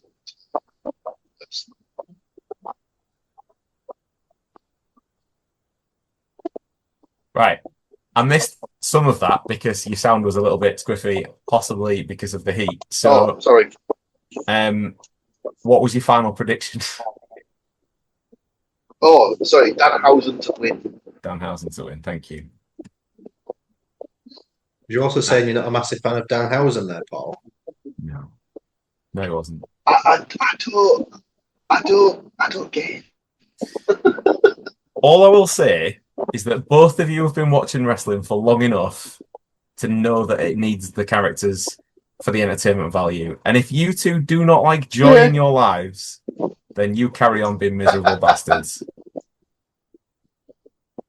Andy. Oh, you've met me before. Nice.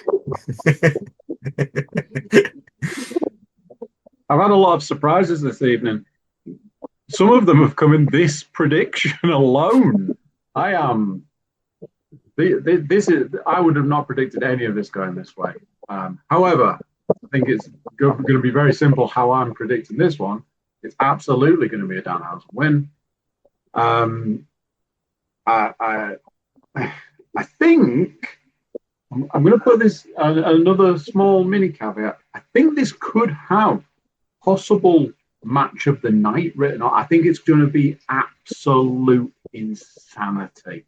I think it's just going to be one thing after another, just bang, bang, bang, to the point where who wins at the end might not even matter by the time it gets to it. It's just going to be one thing after another. I think it's going to be a genuine borderline circus match.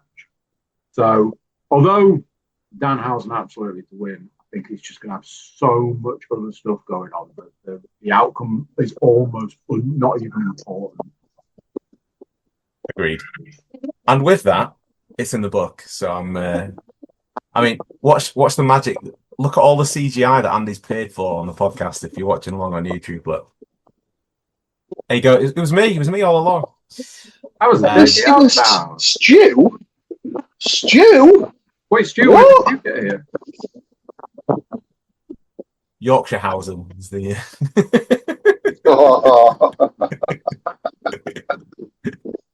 I'll give you that one. That was good. Andy, many things have happened on this podcast that I had not planned as well. That mask, believe it or not, wasn't one of them. But for how much Max was enjoying Danhausen, I was like, "Do you know what's in that cupboard right next to where I'm sat?" So I could not resist. Anyway, we will move along. There is a number one contenders match to become the number one contender to the undisputed WWE title. So obviously that match goes down the night before. The following night, we find out who the next challenger is. And this obviously links back to what we were just saying as well, potentially, because it's between Sami Zayn and Finn Balor. Sami 9 Days gets his chance to become number one contender once again this coming weekend. And as we discussed earlier, he's been a little bit full of bitterness and rage since losing the title just over a week after picking it up. And to be honest, it's kind of hard to not see his point. Punk had 3 months off, wanders in, is handed the title match. Cody is immediately placed as his next challenger, totally overlooking Sami Zayn. Balor, on the other hand, did have to earn his way in. He won a fatal four-way match on the 24th of July edition of SmackDown, and now he wins that match, goes on to face Sami Zayn, and the winner of this match now goes on to face CM Punk or Cody Rhodes. Now, again, just to throw this into the mix, if the Oba thing does go title-based after this, we've got a number one contender here already. So presumably Roman Reigns or Seth Rollins, maybe, for Oba. Either way. Anyway, who is going to be next in line for the undisputed WWE Championship? Sami Zayn or Finn Balor? Max, do you want to go first? Yeah, I think this is the match of the two most overlooked superstars in WWE. And I should have said earlier as well, the fact that they've got a number one contender match on kind of makes you think, well, CM Punk must win because the ex-champions get the rematch. I mean, they do what they want, don't they? It's Well, a bit yeah. it's a bit like Rhea Ripley not being stripped of the title because she's not able to defend it within 30 days, but you know. Interim. So I'm going to go with Sami Zayn. I think Okay. it makes the most sense. As much as I like Finn Balor, and I think, as I say, he's massively been overlooked and never really been given the chance after he had to vacate after a day. Yeah, Sami Zayn for me. Right. Paul?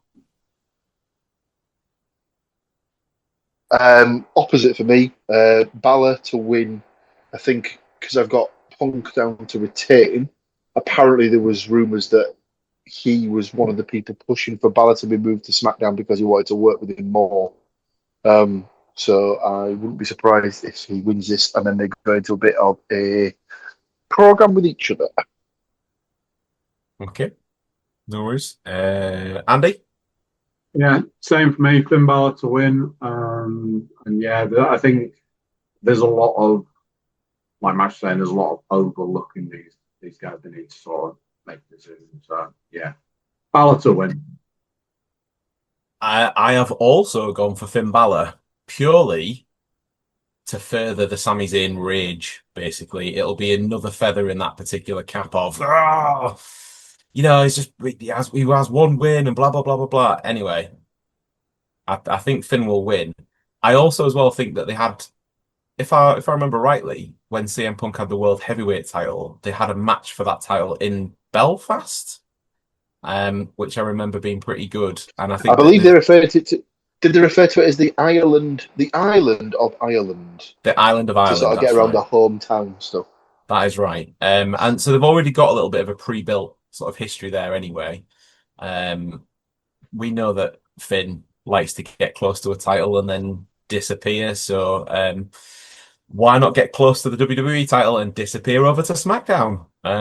I agree. I think he needs to move away from the Judgment Day as well, just to kind of separate that all out finally once and for all. I think some time away from having to go back to fighting Dom Mysterio for the 58th time will probably do him some good as well. So Finn Balor for the win. 4 matches to predict. You guessed it, ladies and gents. The glasses are dry. 2 seconds. We will be back. And we're back. We are back. 4 matches to predict. The first of which is another title match. It is the United States Championship match between Trick Williams and Baron Corbin. Now, I don't know why I sound so happy about this, because I am almost as excited about Baron Corbin being back in WWE as Andy is each time we've talked about Logan Paul or the New Day. In fact, if New Day ever teamed up with Logan Paul, imagine how much Andy would hate that. And that's kind of the level that I'm on for the return of Baron Corbin. I would leave the country, not because it's anything to do with this country, just it would only feel like the way of getting as far away as possible. I'd Google countries that don't have TVs and then just go there. They also wouldn't be able to team up with each other because they'd be too busy releasing their books and albums and all that sort of stuff. Isn't that right, Andrew? Well, as long as we get to see yet another video of somebody opening a pack of cards and going on about how amazing every single one of them is, then... Mate, it's almost like you've watched one of my streams. I would happily watch you just on a loop 24/7 from now until the sun dies. I will have you know my streams are getting quicker. Second. And just to clarify, Stu, that's there's no way that's a possible sort of weekly happening stream every Tuesday at say 7 p.m. or something, is it maybe? And on Thursdays, Superpower Oh, Toys sorry. over on Whatnot, ladies and gents, if you're around. Thanks very much for mentioning it, Paul. I am back this Sunday on my own channel, but we'll not get into that right now. Anyway. There's that fiver that just happened to just drop on. That's Johnny. Anyway, we have got a United States Championship match to predict, and Trick won the United States title from Sami Zayn. That's right, the man that loses titles. And has been on a tear ever since, defeating anybody who stood against him until Baron Corbin came back to ruin a great matchup as well between Trick Williams and Carmelo Hayes. Carmelo on the brink of getting back into the title picture, on the brink of being given his flowers as a very solid mid-card performer, trying to ply his trade to get his foot firmly in the door for a regular place on the show. And instead we get this bum. Comes back. I mean, he must have come into some money because he's got himself a new t-shirt rather than wearing like his dad's shirt that had been through the hedge for about 6 months that he was taking up before he left. Loser. But anyway, Corbin attacked both superstars and he attacked Trick again the following week and then challenged him to a title match. So Sami Zayn must also be delighted about that one because... not really earned it. He's literally not wrestled a day for WWE for years now. And walks back in, straight into a title match on one of the biggest cards of the year. So, can Trick withstand Baron Corbin in a one-on-one title match? Or will his reign as United States champion see its end of days? See what I did there? There you go. Paul enjoyed that one. And on that note, purely because it will come as absolutely no surprise, I'm saying Trick Williams, you can all talk about the rest of it. That's more of a Trick has to win. Has to win. Yeah, this reeked of yet another, I don't really see how this is going to be difficult to pick situation.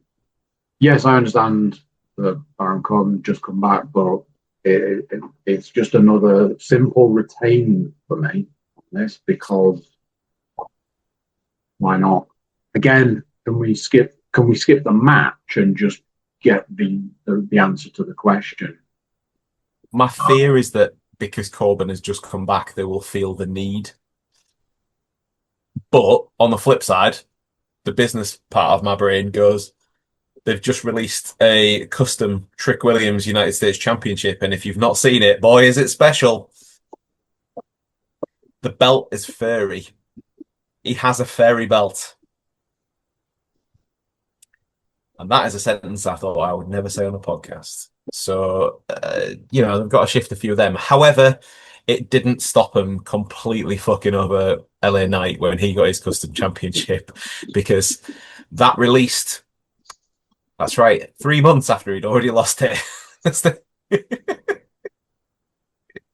Anyway, Paul, do you want to go next?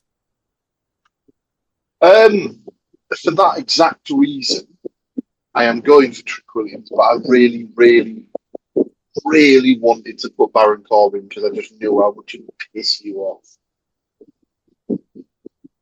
That's not me. Not me saying that. As in, like, I kind of wanted to see him win the belt because I knew how much it would annoy you. And it's just Thanks, Paul. funny at this point. Thanks, Paul. The thing is, this absolutely, and sorry, Max, if I end up stepping on your toes with this, absolutely reeks of. He's had a good stint on the Indies. He's been doing well for Major League Wrestling, and he's beginning to build up a bit of a reputation outside of WWE. And the second that happens, they go, "Nope, back here, do as you're told," and completely squash it. So he'll have a lovely old time for 2 or 3 months, and then everyone can forget about him again until his contract expires. It's the Matt Cardona thing, all of them. Yeah, exactly that. Anyway, sorry, Max. I'm getting angry about Baron Corbin, and I feel like you may be about to add to my stress. I am. But I said that Trick Williams is going to win, unfortunately. Oh, okay. There we go. Clean sweep, thankfully. Let's hope Lil Yachty makes an appearance because, I've not seen him for a while. Everyone's favourite rapper. The Yachtmeister General. I love it when the Americans go, do you know what? We're on Netflix now. We're appealing to a worldwide audience on, multiple times a week. Let's get this rapper on that's no one's ever heard of outside of North America. Oh, yeah. Bring back Jelly Roll. Hey, Jelly Roll's got his own figure. Did you know that? Oh God, it just makes me more and more angry every time I hear something new. I thought the fairy belt was just thought we'd peaked. And then Jam Sandwich gets his own bloody figure. And as well, you should see the other figures in the same line. It's great. It's like The Rock and Stone Cold Steve Austin. And then on the flip side of that, they've got Jelly Roll. It's the, do you remember the LGN? You might be too young, Max, but the LGN figures where they were just sort of big rubber statues rather than actual posable figures. It's that style. So at least it fits the stereotype, at least. So anyway, moving on. This one should be a banger. And there is an element of what the fuck about the predictions because we don't even know who the 5th competitor is going to be at time of recording. So we may even have a bonus point in play potentially because we could do it as a double prediction. So it is the interim WWE Women's title match featuring 5 women, and they have to climb the ladder to take down that title. It is a 5-way ladder match. Due to an injury to the current WWE Women's Champion, Rhea Ripley, she was unable to compete at SummerSlam, and her schedule for a return to the ring is currently unknown, or at very least unpublished. A meniscus tear is keeping the current champion sidelined. So would WWE strip her of a title? I mean, usually yes. However, when your top-selling female champion gets injured, apparently you give her the special treatment. Rhea will continue her reign as champion. However, in her absence, an interim champ will be crowned. Yep, that's right. Absolutely ridiculous. But 5 women will vie for the title in the ladder match this Sunday. And Tiffy, Charlotte Flair, Jade Cargill, Chelsea Green, and an as yet unnamed final opponent will get to drag out the hardware and start the climb to the top. The 5th will either be, in theory, again, at current time of recording, match scheduled for Friday Night SmackDown. It's going to be Julia versus Lash Legend. So one of those two. So if you want to give me who you think will win that match and who's going to win the ladder match, it might either save us from a tiebreak next time round, or it might even create a tiebreak next time round. Who indeed knows? So, who is going to be the one left holding the interim gold as the dust settles at the end of this one?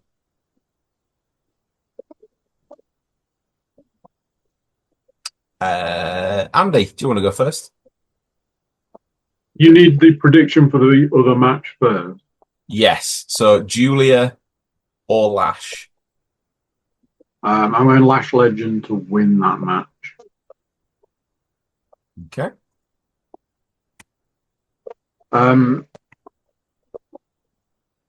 This is one of those where I was a bit like, I don't think it even matters who goes in as the extra entrant. I'm just going to say this: winning her 15th title, Charlotte Flair. I think this is. I think they've done this to design the next stage for when Rhea Ripley's ready to come back. And I think that the good old dust up between those two is probably on the cards. So yeah, lucky number 15. All right. I'm going to throw it to Max purely for the look of confusion on his face just then. So, Max, first and foremost, who is going to qualify in that 5th spot? I think it'll be Lash Legend, although I just can't really imagine her climbing the ladder. She's about as tall as Alphabet anyway. Like, she's very tall.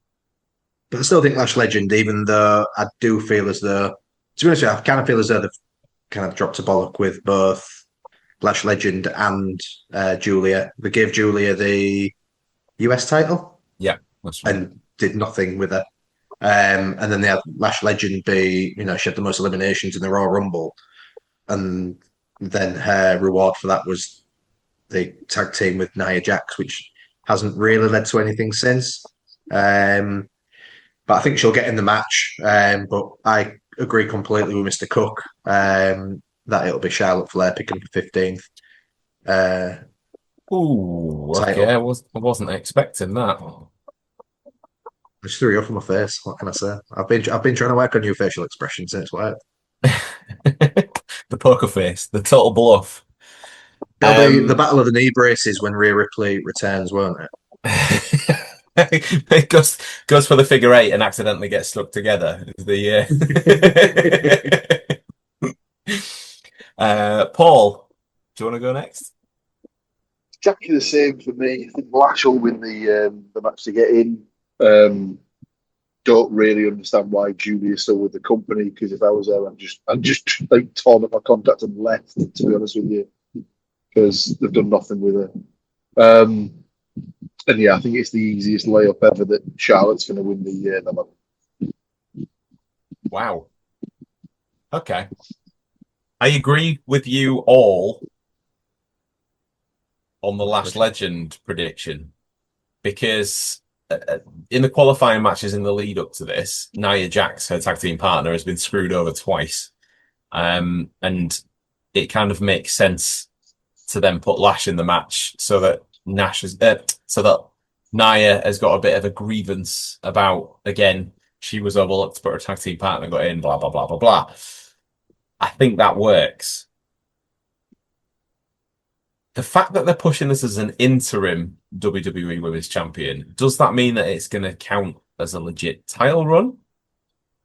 Is it going to be officially recognised? Can they therefore use this as a little bit of an experiment, is what I'm getting at? They could, but they won't, Stu, because this is the company that likes to go for the safe option every time. You're thinking of Chelsea Green, aren't you? I think that it'll come down to the last two on the ladder being a repeat of Money in the Bank, where it was Tiffany Stratton and Chelsea Green. And Chelsea took one hell of a bump, plummeting from the top of the ladder down through 2 tables, I think it was. And she kind of half missed one from memory as well. So that left Tiffy standing as Miss Money in the Bank. I think it's time. I think it's time to pledge your allegiance, ladies and gentlemen. I think Chelsea Green becomes your interim women's champion because when Rhea Ripley returns, she will be over even more than she ever has been before. The crowd will be ready to cheer that woman's name until the end of time. Chelsea Green is the perfect chicken shit heel to go against that complete babyface pop. So for me, Chelsea Green, we've seen enough Flair and Rhea Ripley over the years. We don't need to go back to that well straight away. But as much as you say she's a heel, if she wins the belt, people are going to go fucking mental because they want it to happen. So you have the complete opposite thing to happen there. You will. People don't want to. People don't want to boo her. Whereas, I just think it's absolutely nailed on. That it's Flair. Nah. I just can't see anything else happening. I think go on, Max. Sorry. You go. No, you go, Stu. She might get the cheer, and well, she will get the cheer if she wins. But it's the characteristics that that define sort of the heel actions. If the crowd choose to cheer her, that's fine by me. I think she deserves it. But in terms of trying to get out of matches, the way that she would win matches in the build up to Rhea's return, hanging on to the interim title, it's not going to be. She's not going to go over clean every single time, is she? That's not what her character's about. No, I suppose not. But I also think as well with that, because it is the interim title, it's just easy to give it to Flair rather than it is to sort of try and do like an experiment as it was. And if it is the case of that's the first time that she'd win the world championship, you kind of want it to mean something. Which, with her marriage to Matt Cardona, who they like to fuck over at every given opportunity, it's just another way to flick the V's, isn't it? So, why not? Yeah, you might be on something. I think though, if they do put it on Chelsea Green, they have to be very careful because I just think everybody loves Chelsea Green. Well, all the fans love Chelsea Green, and I just feel that if Rhea Ripley comes back, she will. I think a very easy way of chucking cold water over Rhea Ripley's return is to have her come back and ruin Chelsea Green, almost that Roman Reigns factor from 2015, where it was shoved down everybody's throats, beating people that the fans wanted to see given a chance. And I just wouldn't want the same thing to happen to Rhea Ripley. Whereas I agree, don't get me wrong, there's been far too much Rhea versus Charlotte, but I just think it's the easy decision and probably one that protects Rhea Ripley going forward as well. Okay. Well, all those predictions are in the book. It does leave us 2 matches to predict. And the penultimate match is the Intercontinental Championship match between champion Penta and hometown hero Chad Gable. Since being unmasked as the original El Grande Americano, Chad has been on a mission to right his previous wrongs on Monday Night Raw. And this has caught the attention of many of the luchadors, including Rey Mysterio, Dragon Lee, and the man Chad faces this weekend, Penta. Penta has been a pretty decent and dominant Intercontinental champion so far. He's defended the title regularly, and he's retained even in some challenging situations like the ladder match at WrestleMania. Chad earned his shot by winning a gauntlet match on Raw, which included Dirty Dom, Dragon Lee, Ethan Page, Rusev, Javon Evans, and Joe Hendry. Will Chad's momentum carry on this weekend? Can he take the momentum from the gauntlet match and follow it through into the championship match and essentially claim his first singles title in WWE? WWE have got this thing, haven't they, when it's in a hometown? It's either going to go exceptionally well or really badly. And it seems to err on the latter for the most part back in the Vince McMahon era. But will we see that change under Triple H? If you'd have asked me this question before the unmasking, will Chad Gable be unmasked, have all this popularity, and then go on to singles gold? I would have absolutely said yes. But now that they've allowed a little bit too much time to elapse between that happening and SummerSlam, I feel like it's starting to fall flat already. I feel like that there's just not that interest there in the crowd. It's like Chad Gable comes on and it's like, oh, he's not a granddad anymore, so it doesn't really matter. And I don't really think they've done anything to help him out. I think his presentation is pretty much nigh on the same as he was good guy Chad Gable when nobody gave a shit like 2 or 3 years ago. And they changed his music to something absolutely shite. So when he comes out, the crowd are just like, ugh. I fear for the guy because he can absolutely go. He's a machine. He's never going to be your biggest guy because of his low center of gravity, shall we say. But he can absolutely go in the ring, and I'll be disappointed if he then ends up leaving the company having never done anything like major title wise. Penta again seems to be a machine with the Intercontinental Championship. I just don't see him losing this weekend. So I've got Penta as my prediction. Who wants to go next? Paul, go on. I couldn't disagree more with everything you just said there. You like his music? Oh, well, yeah, well, apart from that, I must admit, I haven't heard the music, so couldn't comment on that. But I feel like this is one of the more sort of easy slam dunks of the weekend because of where it's taking place. So if you're concerned that like he's not like sort of getting over with the crowd as much as that was, what better place to reignite that push than where he's going to be absolutely beloved. And I don't know why, but I just feel like the Penta thing's like done. I don't know. I just like I feel like it's kind of run its course and it needs a bit of a refresh. So I don't know whether that's pairing up with other and they have a winning the tag team and the tag division or something like that. But yeah, I'd be changing the belt all day long here to game to at least. Yeah, so you've gone for Gable. Personally, if they're going to use Penta for anything else, it's probably to give Rey Fenix a bit of a hike because he's just disappeared, hasn't he? Yeah, that's what I mean. Getting back in with his brother, get back together, get in the tag team division. I don't know. I think he's better than that. I think that he started terribly with that Royal Rumble match where it was full on botch after botch with the feet touching the floor all the way through, slips on the ropes, the lot. And after 2 or 3 matches, I was thinking, have they essentially bought the turkey from AEW here because it's not going well.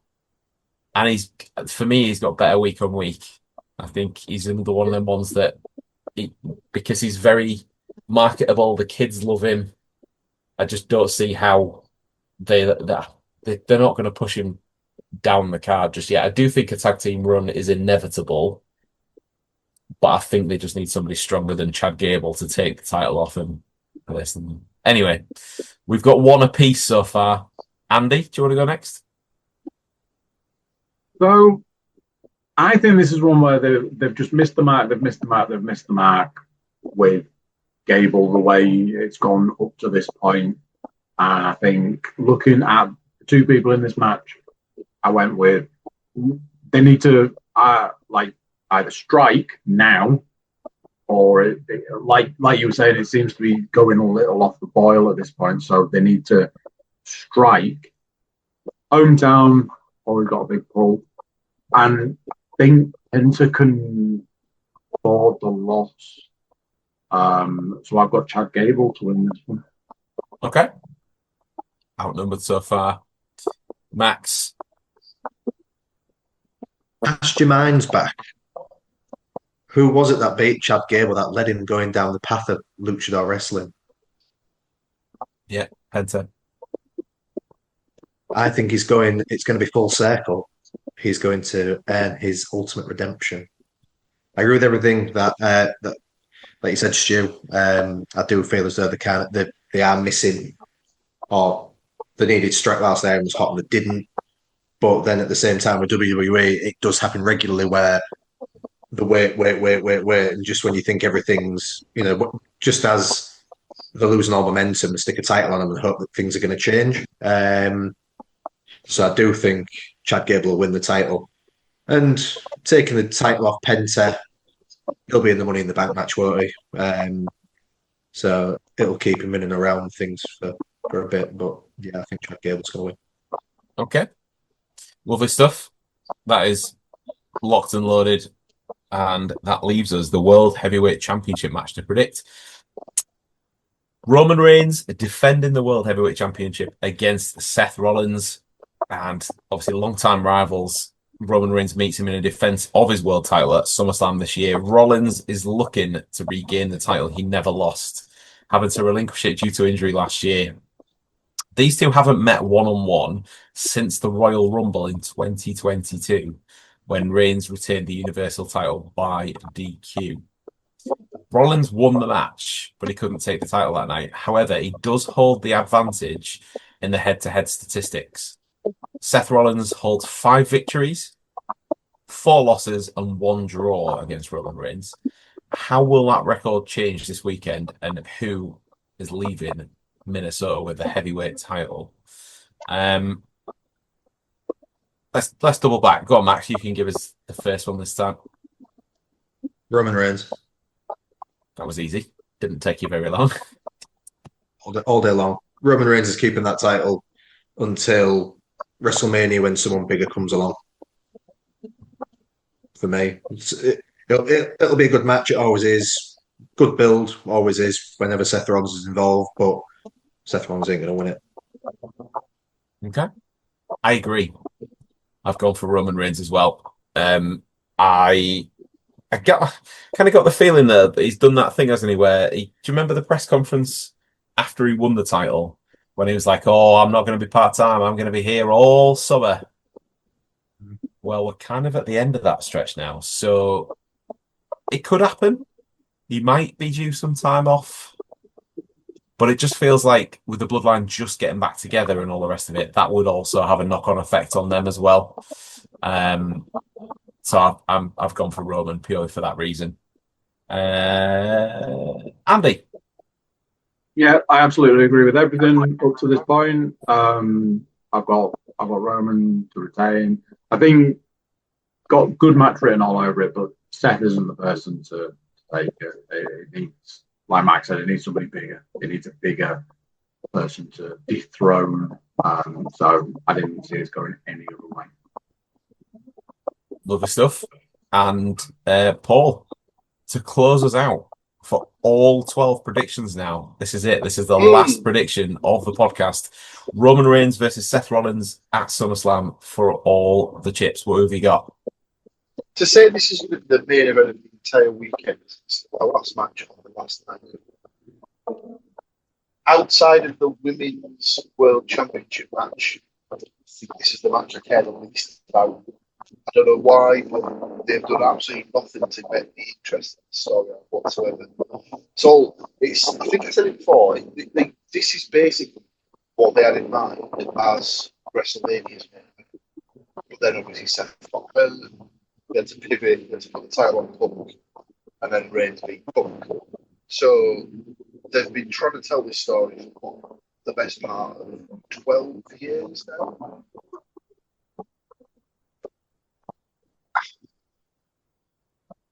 I think I'm just bored of it. And I think it's another one that's just it's a completely obvious finish that Reigns is going to win. Rollins is probably going to have another character change and go do something else. He's grown a bit stale to me. Reigns will probably disappear for a month to come back at Survivor Series with the War Games match, and the cycle just continues on. That's like, yeah, I'm just bored of it. I see that basically they've made a big point, haven't they, about the fact that Rollins has got the better record as well, which is another because it's been mentioned a few times. He's never been. Reigns never been wrong with one-on-one matches had high stakes because someone actually did. They tested the receipts and he had been in a one-on-one match on Raw or something like that in a meaningless contest. Yeah, well, I was surprised because the amount it's been pushed down our throats of he's not won, and then I looked up the record and I was like, actually, it's closer than they make out. They'll do it to balance the records, I think. And again, it parks it because clearly it hasn't gone away in all that time. It's not going away now. SummerSlam's a decent way to blow it off for a good, like, to park the bus, if you like, for a good few months before they end up needing to revisit it again. My concern is what next for Roman? Like, who have they built up in order to have a shot at that? Obviously, Oba. That's where I'd like it to go. Who else could they throw in there? If they hadn't, that's kind of my argument with it. Like they've not done enough to sort of keep me invested in it long term. Well, we can also thank Angelo Dawkins for injuring Logan Paul, because if that hadn't happened, and obviously saying this in a sarcastic manner, I'm pretty sure Bron Breakker would have been challenging by now. But now he's been stuck down in the tag division with Austin Theory because Logan Paul's not there to physically do the heavy lifting. So they were strapping the rocket to Bron Breakker, and that's kind of had to hit the skids because, again, injury, they've had to change direction. Anyway. I think Roman Reigns will be kept busy by whatever happens with the Bloodline match. I think if somebody else joins the Bloodline, whether it be Royce Keys, Solo Sikoa, or even LA Knight, I think there'll be this. I think the next few episodes of whatever, it'll just be taken up by them, by Roman Reigns, probably kind of similar to when Sami Zayn tried joining, belittling the person that tried joining, eventually lets him in, and I think it'll just be that again. It'll be rinse and repeat whilst they're waiting to build somebody up to go for the title.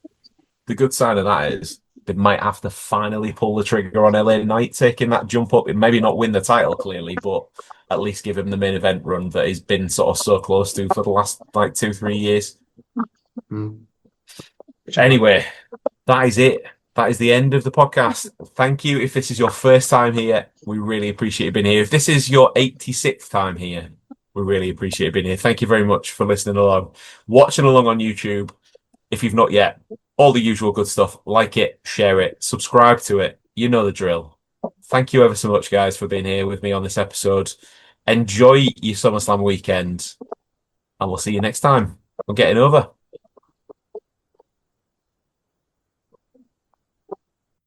So there you go. What do you think to that? A bumper edition of the Getting Over podcast. Fantastic to see the guys once again. Fantastic to see you lovely people checking out the Getting Over podcast. And this is the summerist of the SummerSlam pay-per-view premium live event. And we have wrapped it up with a nice little bow on for you. Tell your people, tell your friends, tell your family. Say, hey, check this out. It's fantastic. Before you leave us, do consider like, share, subscribe and comment. Leave a review where you can leave a review. Check out the website, thecookiecast.com. There we have social media links and an email button, and that way you can get in touch with us. Send us your predictions. We'll send you a prize. How about that? Right, that's it. It's all done and dusted now. It's all over, bar the shouting, as they say. And in this case, the shouting is the actual wrestling. Tune in for that of the weekend. See how you're doing the predictions. And we will join you next time. Until then, I'm going to say bye. And I'll see you then. How awesome is that? So awesome. You gotta like, share and subscribe.